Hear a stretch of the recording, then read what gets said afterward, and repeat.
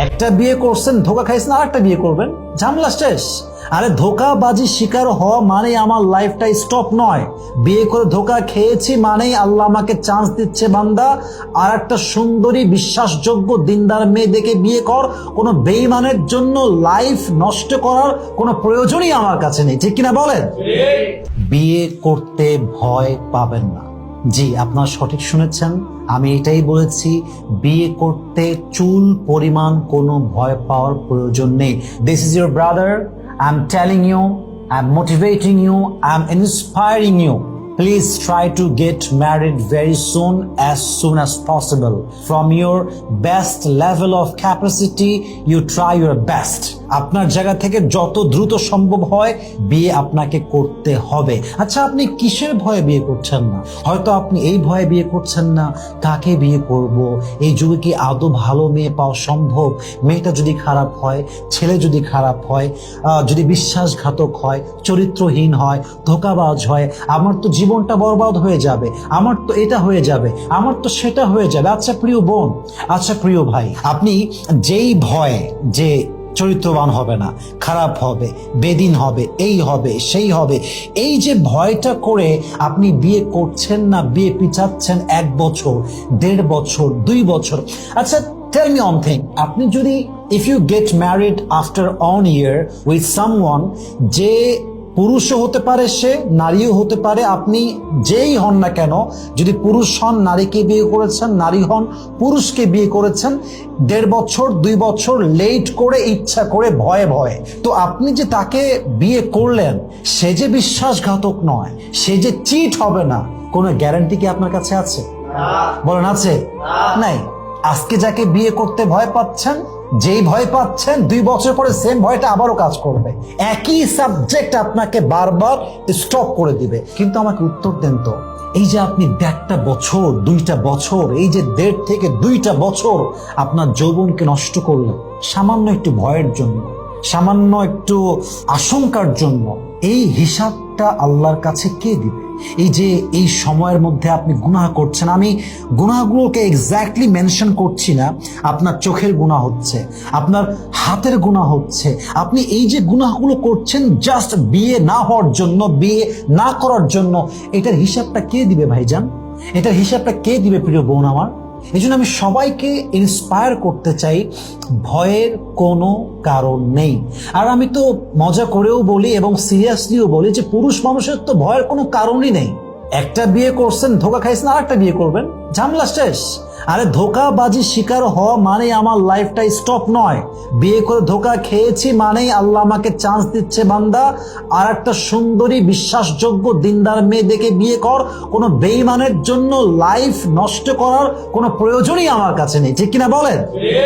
আমি মাঝে মাঝে বলি যে তু নেহি তো কোই और सही, कोई और नहीं तो कोई और सही, बहुत लंबी है ये जमी, मिलेगी लाखों हंसी, इस जमाने में सनम तू अकेला तो नहीं। একটা বেঈমান হয়েছে তো কি হয়েছে? সব মেয়ে তো আর বেঈমান নয়। একটা যুবক বেঈমান হয়েছে তো কি হয়েছে? সব যুবক তো আর বেঈমান গাদ্দার নয়। অতএব মেহেরবানি করে বিয়ের ক্ষেত্রে 1 চুল পরিমাণ কোনো ভয়ের আশঙ্কা করা যাবে না। রাজি আছেন তো ইনশাআল্লাহ? ইনশাআল্লাহ। তবে হ্যাঁ, একজন দায়ী হিসেবে আমি নিজেকে বড় কোনো আলেম বা বড় কোনো স্কলার দাবি করতে পারবো না। আপনার ভাই হিসেবে বলবো, বিয়ে করার পূর্বে অবশ্যই you have to have income source. যে কোনো একটা লাইন থেকে আপনার ইনকাম ন্যূনতম হলেও থাকতে হবে। যদি আপনি কোনো ইনকামের সোর্স ক্রিয়েট না করেই বিয়ে করে ফেলেন, এই বিয়েতে সুখটা অনেকটা অসম্ভব হয়ে যেতে পারে। কারণ আজকালকার যুগে এটা বড় বাস্তব কথা, and you have to agree for this matter. এটার ব্যাপারে আপনাকে অ্যাগ্রি করতেই হবে যে এই যুগে পুরুষ মানুষের চেহারার কোনো দাম নাই, তার বডির কোনো দাম নেই। এই যুগে পুরুষের জাস্ট দাম দেওয়া হয় তার টাকা দেখে, তার অবস্থান দেখে, তার চাকরি দেখে, তার ব্যবসা দেখে, ঠিক কিনা বলেন? আপনার একটা সোর্স ক্রিয়েট করতে হবে ইনকামের জন্য, তারপরে আপনি বিয়ে করবেন। একটা সোর্স আছে, হ্যাঁ হয়তো বেতনটা 1 লাখ নয়, বেতনটা হয়তো সামান্য 15 থেকে 20,000। এই সামান্য সোর্সটা আপনাকে রাখতে হবে, যাতে করে পরের বাড়ির মেয়ে আপনার কাছে এসে না খেয়ে মরে, এটা যেন না হয়। এটা করা যাবে না। আপনাকে আবেগ দিয়ে নয়, বিবেক দিয়ে, লজিক দিয়ে, বুদ্ধি দিয়ে বুঝতে হবে, are you really able to get married or not. You have to ask yourself যে আমি আদৌ বিয়ের যোগ্য হয়েছি কিনা, আমার কাছে সামান্য ইনকাম আছে কিনা, এটা রাখতে হবে। এটা হাদিস, এটা ইসলাম, এটাই সিস্টেম। আপনি ফকির হবেন, আপনার কাছে নিজের খাওয়ারই টাকা নাই, আপনি আরেকজনকে নিয়ে আসবেন, ইসলামের সিস্টেম নয়। এটা ভুলভাবে ব্যাখ্যা করা হয়েছে। আপনার সামান্য সামর্থ্য হলেও থাকতে হবে, যাতে করে আপনি আপনার লাইফটা একদম অন্তত পক্ষে 5% থেকে হলেও শুরু করতে পারেন, ঠিক কিনা বলেন? 2 নাম্বার মাথায় রাখবেন, যাকে বিয়ে করছেন যদি পুরুষ হন, মেয়েকে সর্বোচ্চ জাস্টিফাই করতে হবে যে is this person really perfect to be a father? Is this girl really perfect to be a mother of my son? এই মেয়েটা বা এই ছেলেটা আদৌ কি বাবা হওয়ার যোগ্য, আদৌ কি মা হওয়ার যোগ্য?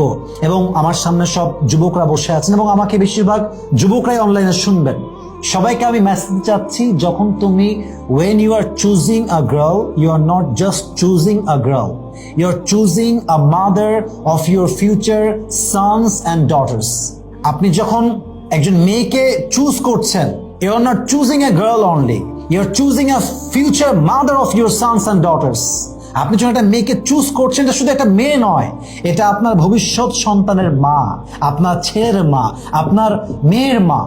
So you have to ask yourself, is this girl really perfect to be a mother of my son? Is this girl really perfect to be a mother of my daughter? এই মেয়েটা কি আদৌ মা হওয়ার যোগ্য? এই মেয়েটা কি আদৌ দিনদার? এই মেয়েটার ব্যাকগ্রাউন্ড কি? এর বাবা কি করে? এর মা কি করে? এর স্টাডি কোথায়? এর কলেজ কোথায়? এর কোচিং সেন্টার কোথায়? এর চলাফেরা কেমন? এর আপব্রিঙ্গিং কেমন? এর ব্রট আপ কেমন? এর কালচার কেমন? এর বন্ধু কেমন? এর সমাজ কেমন? এর চলাফেরা কেমন? এর ফেসবুক অ্যাক্টিভিটি কেমন? এই সব কিছুকে আপনার cross check, double check, recheck, again check, বারবার আপনাকে জাস্টিফাই করতে হবে। আমরা মাঝে মাঝে মুরব্বীদের মুখ থেকে শুনি যে পরের বেজার ভালো না। আর আরেকটা কথা আমরা শুনেছি, সেটা হচ্ছে সম্পর্ক হওয়ার পূর্বে 2 চোখ খোলা রাখো। আই রিপিট এগেন, সম্পর্ক হওয়ার আগে 2 চোখ খোলা রাখো, সম্পর্ক হওয়ার পরে 1 চোখ বন্ধ করো। খুব ডিপ কথা। সম্পর্ক হওয়ার আগে একদম 100 জাস্টিফাই করবেন, আর যখন একবার সম্পর্ক হয়ে গিয়েছে, একবার সম্পর্ক স্থাপন হয়ে গিয়েছে, 1 চোখ বন্ধ করবেন। কারণ কি? ওই 1 চোখটা হচ্ছে বদচক্ষু, যা দিয়ে আপনি বাজে গুণ খুঁজে পাবেন, যা দিয়ে আপনি ব্যাড রিপোর্ট খুঁজে পাবেন। তার মানে কি? বিয়ে হওয়ার আগে যা জাস্টিফাই করার জাস্টিফাই করে নেবেন, বিয়ের পরে সুন্দর করে জীবনটা আরামে লিড করবেন। রাজি আছেন তো ইনশাআল্লাহ?